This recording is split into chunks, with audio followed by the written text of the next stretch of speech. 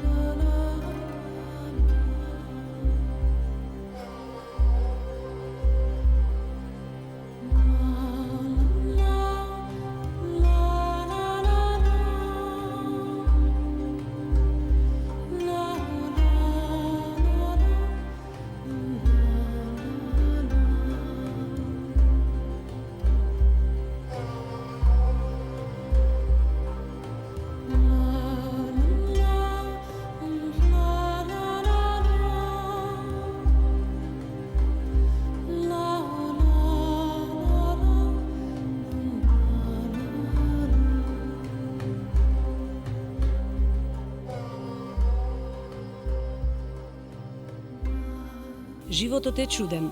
Не планирав дека ќе работам како дефектолог тука. Знаете, кога бев мала, ме донесоа овде во Заводот за рехабилитација на слух говори глас во Скопје, каде што ги започнав вежбите за развој на мојот говор. Јас сум глуволице. И после тоа продолжив во основно образование во Заводот за рехабилитација на деца со оштетен слух Кочо Рацин во Битола. И потоа некако кругот се сврте кон Скопје во Партенije Зографски, каде завршив средно.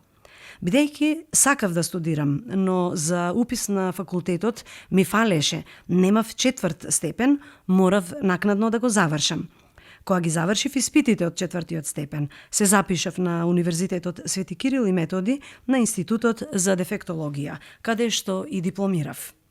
Се вработив во едно заштитно друштво Талант, кој беше поддржано од норвешката влада и почнав да работам како предавач на македонскиот знаковен јазик. Бев и раководител во секторот за социјални прашања, па учествува во креативните работилници во која се унапредуваа лицата со оштетување на слухот, на видот и на други сетилности.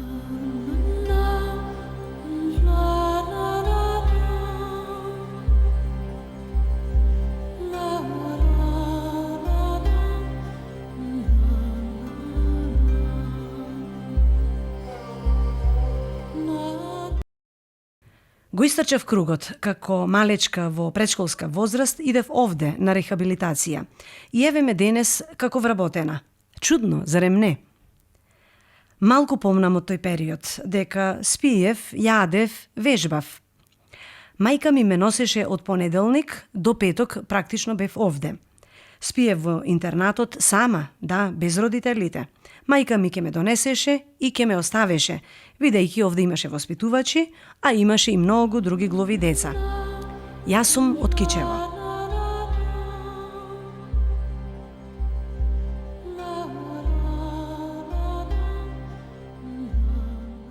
Убаво е чувството, горда сум на тоа што го постигнав. Успеав да стекнам диплома и да се образувам.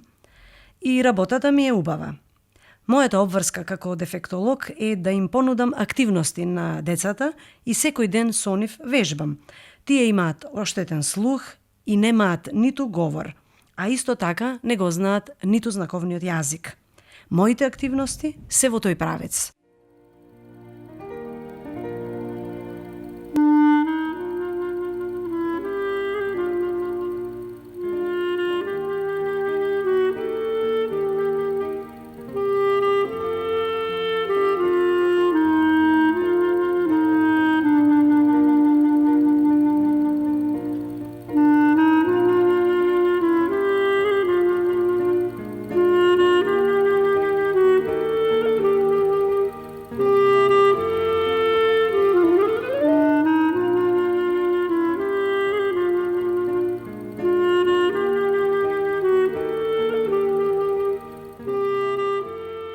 Има некои деца кои покрај глувоста имаат и ментални проблеми со комбинирани пречки и тие се потешки за соработка во однос на децата кои се само со оштетен слух. Многу сум задоволна од работата овде. Имам добар однос со колегите, уште подобар раководител. Се разбира дека сум задоволна, а како ќе биде понатаму, не знам.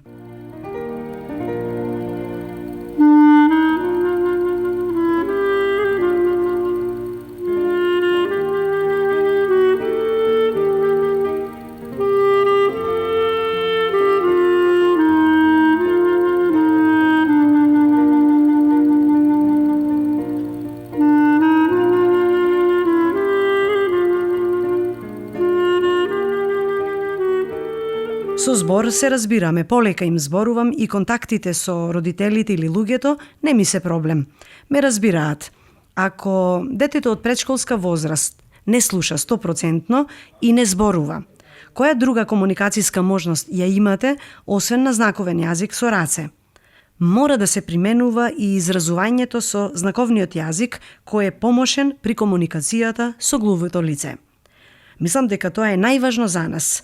Изучувањето на својот мајчин јазик да биде на прво место, со кој ќе може глувото дете и да се идентификува.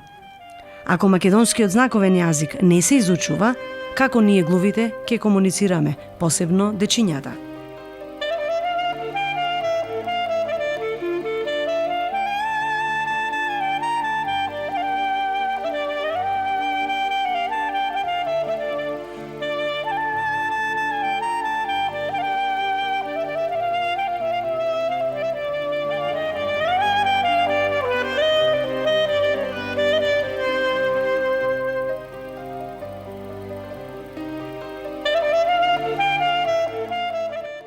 Бев во посета на Норвешка.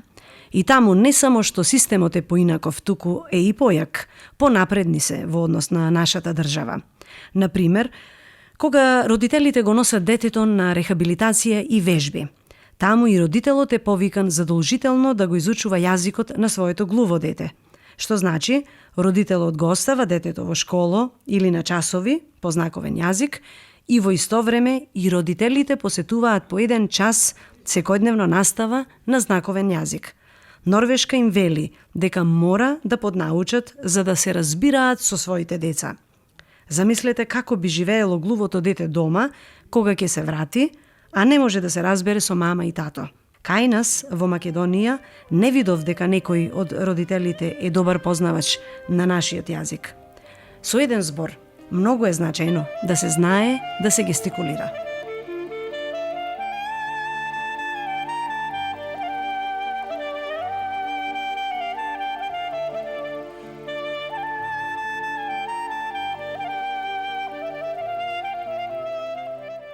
Оралната метода, пишувањето и гестикулирањето се 3 начини за тотална комуникација со нас. Мислам дека на глувите лица им треба повеќе едукација и зголемување на степенот на писменост, затоа што слабо или лошо образованите глуви луѓе остануваат на дното во општеството. И тоа не е добро. Унапредувањето на образованието на глувите од предшколска возраст па нагоре значи и подобар живот. Сакам да кажам некој збор за вработувањето на лицата со инвалидност кој го спроведе владата на Република Македонија. Ја изразувам мојата благодарност, бидејќи прв пат во Македонија се случи вработување за нас инвалидизираните. Еве јас тргнувам од себе си. Се вработив благодарение на тие мерки и им предложувам да не престануваат со оваа практика, туку да продолжи владата, бидејќи глувите, слепите, телесно инвалидните граѓани, сите имаме право на тоа. Пред овој проект, кој вработи 300 лица со инвалидитет, најголемиот дел од глувите, па и од другите категории, се вработуваа во заштитни друштва и фирми каде работеа физичка работа, на производство на хулахопки, во печатница, со еден збор се мачеа. Но нискотипните услови за работа го прават своето. Овие 300 вработени се наоѓаат во различни институции и министерства, во пошта и слично. И веќе, барем од разговорот што јас сум го имала со некој од глувите, речиси сите го споделуваме истото чувство дека сме благодарни и задоволни. Се надевам дека добрата практика ќе продолжи.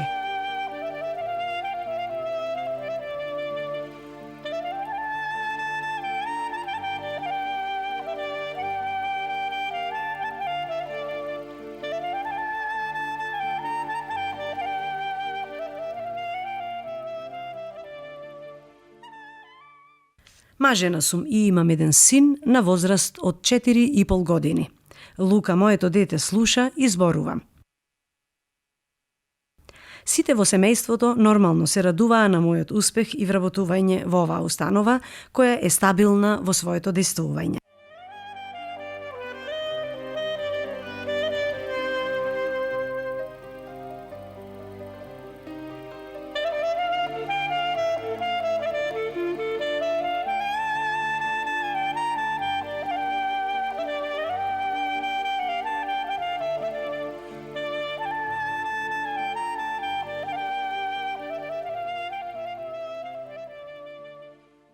Кога едно дете доаѓа овде во Заводот за рехабилитација на слух говори глас, не знае многу.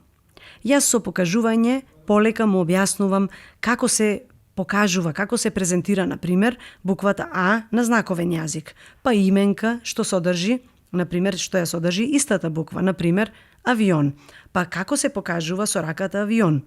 Па гледаме слики, цртежи. Ги учиме животните да ги препознаваме низ игра со фотографија и знаци, превозни средства и слично. Но велам, водејќи грижа за возраста, бидејќи сепак ова се мали дечиња, треба да се прават сериозни и континуирани промени во образованието на глувите, за да може да продолжат во високото образование. Нека го следат мојот пример. Завршив факултет, добив убаво вработување.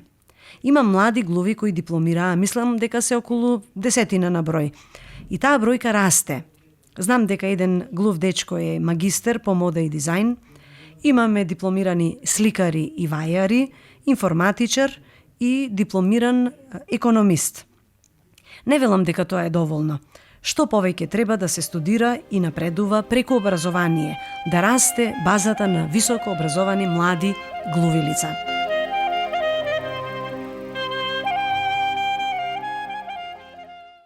Треба малку да се промени и избогати и изборот на занимања во средното училиште за глуви. Сега за сега има само шивачки, но добро е да има и фризерско-козметички, уметничко, протетика. Тие промени би биле во склад со времето на кое му припаѓаме. 2015 година е. Може би е корисно доколку меѓу глувите ученици има некој што носи со себе потенцијал за учење, да биде навремено поддржан во процесот на образование и со него да се работи повеќе. Но тоа бара многу труд и заложување. Да, така е. Јас имав многу сила и бев настојчива, упорна, додека не стигнав до целта. Има и други како мене. Само здравие.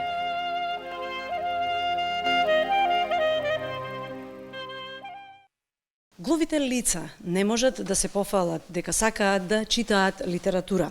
А зошто тоа е така, останува да ги прашаме нивните дефектолози и професорите.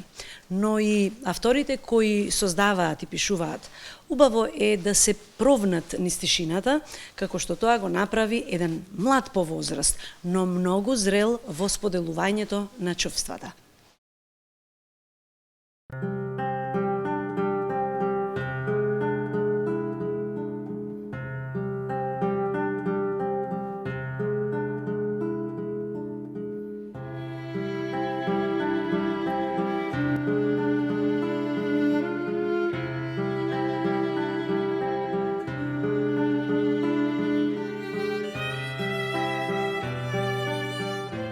Често пати велиме да ја слушнеме тишината. Значи, тишината има некоја своја убавина. И тишината во природата исто така знае да инспирира, зашто и тишината знае да зборува.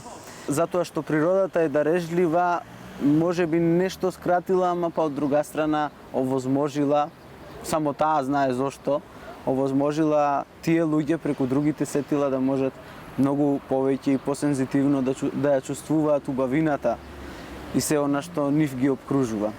Затоа Пишувам, да, и за шепотот, и за оние мигови кога замолчуваме пред убавото и се едноставно се воодушевуваме, каде што зборовите и не се потребни.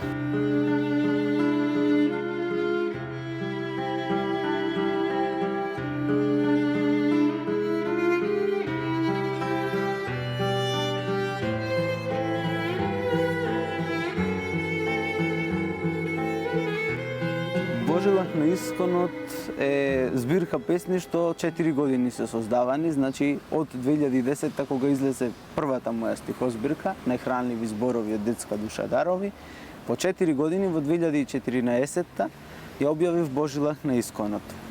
И уште во првата книга рецензентот Илија Мерковски рече оти лајт мотив на Филип е природата, ама тој лајт мотив се провлекува во оваа, а веќе и во следната збирка веројатно тоа ќе биде мотивот што ќе преовладува, затоа што едноставно природата е еден неисцрпен извор. А тој амалгам е неповторлив на човек, природа, Бог.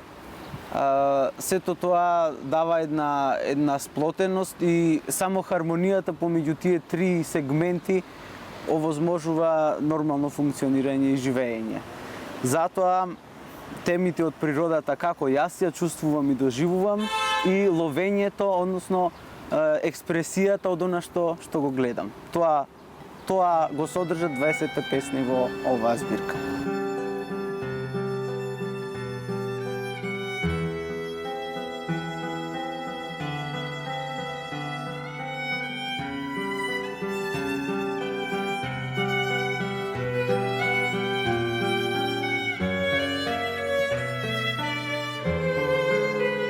Го спомнавме тоа во разговор не јавен, туку онака непосреден со вас и од тогаш дури размислувам за тоа, зошто тоа е така. Ете, тие немаат слух, меѓутоа голем дел од нив пак имаат вид, би можеле да читаат, нели, да ги најдат. Меѓутоа, што е тоа што ги спречува?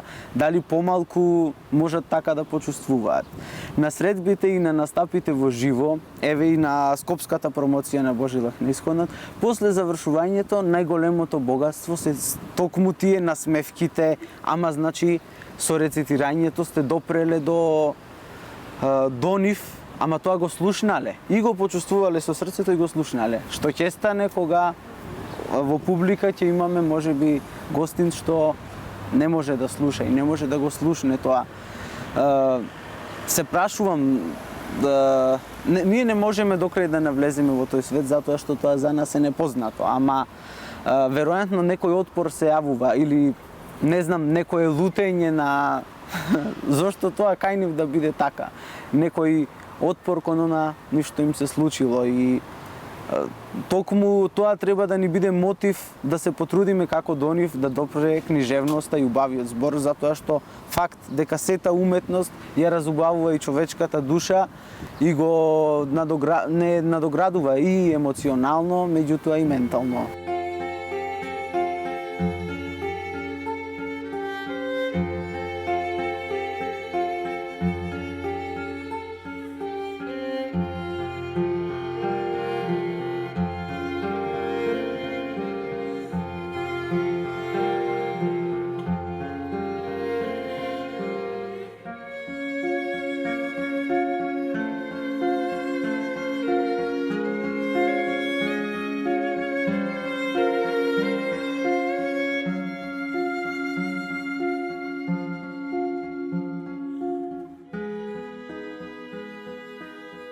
Веројатно човек дури е и недоволно свесен за тоа, зборувам општо, меѓутоа се трудам, но ти некогаш кога сам проаѓате по улица и кога нема никаков звук и кога само чекорите си ги слушате, чувствувате оти голема е моќта на тоа, оти слухот бележи се и секој звук што допира до нас, нешто друго носи и нешто друго ни кажува. Може да не изнервира, може да не израдува. Меѓутоа, тој свет на тишината, како јас го почувствував во светот на тишината, пред неколку години беше, кога зад мене двајца луѓе и сега заминав пред нив и очекувам, бидејќи се двајца и бидејќи даваат некакви гестикулации, очекувам да почнат да зборуваат. Јас поминувам, гласот не го слушам. Ете, тогаш тоа најмногу во мене допре, оти го има тој свет на тишината, каде што сепак луѓето успеваат да се разберат.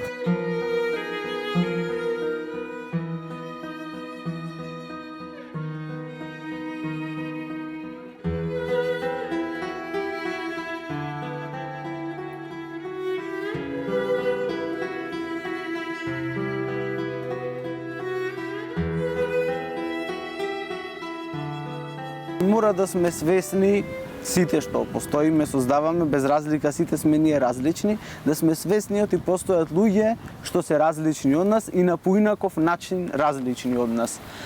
Проектот на воените инвалиди е регионална соработка, Прилеп, Македонски Брод и Крушево чинам. Станува збор за воените инвалиди, значи од тој регион, кои секоја година, веќе неколку години со ред, организираат настан кој е наречен Војната долго се одмаздува.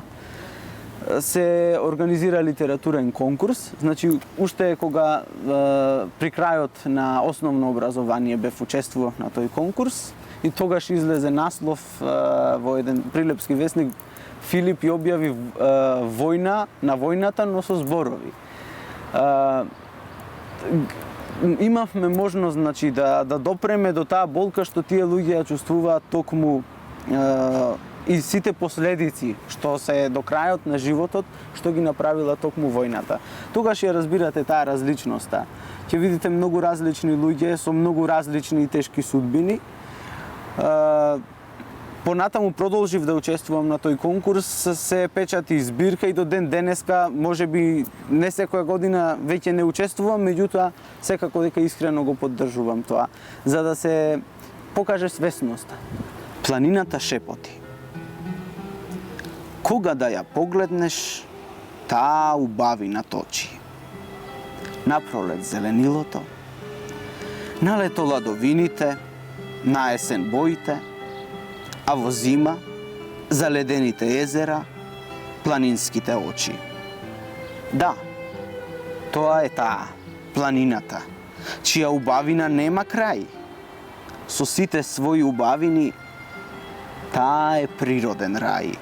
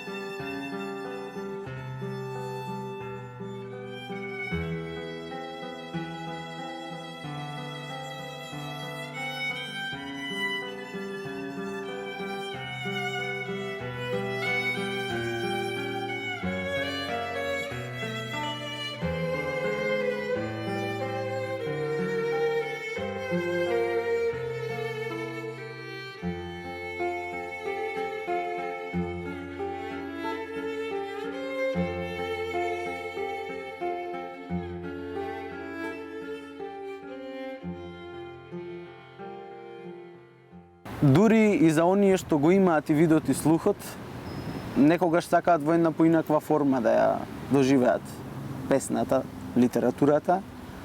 Така што тој проект размислувам дека би бил корисен токму и за слепите, да можат да слушнат кога веќе не можат да ја прочитаат, можеби на еден поинаков начин ќе ги доживеат песните и таа поврзаност со природата за која пишувам и таа потреба да се биде што поблиску до неа.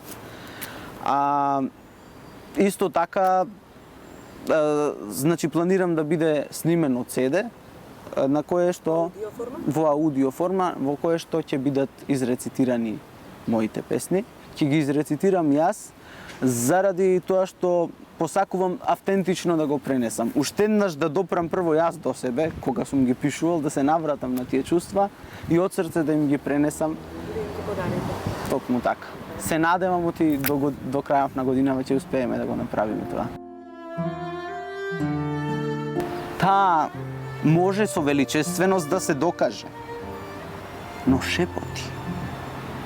Таа има со што да се покаже, а пак шепоти. Навистина волшебна е. Шепоти, а всушност целата ечи. Низ неа многу потоци течат. Жуборат, клокотат, звонат и ечат, а планината шепоти. Овчари многу со стадо и кавал креваат некоја хармонична врева. Овчарите се тука, стадата блеат, а кавалите милозвучни глазби леат. Планината шепоти, шепоти, шепоти.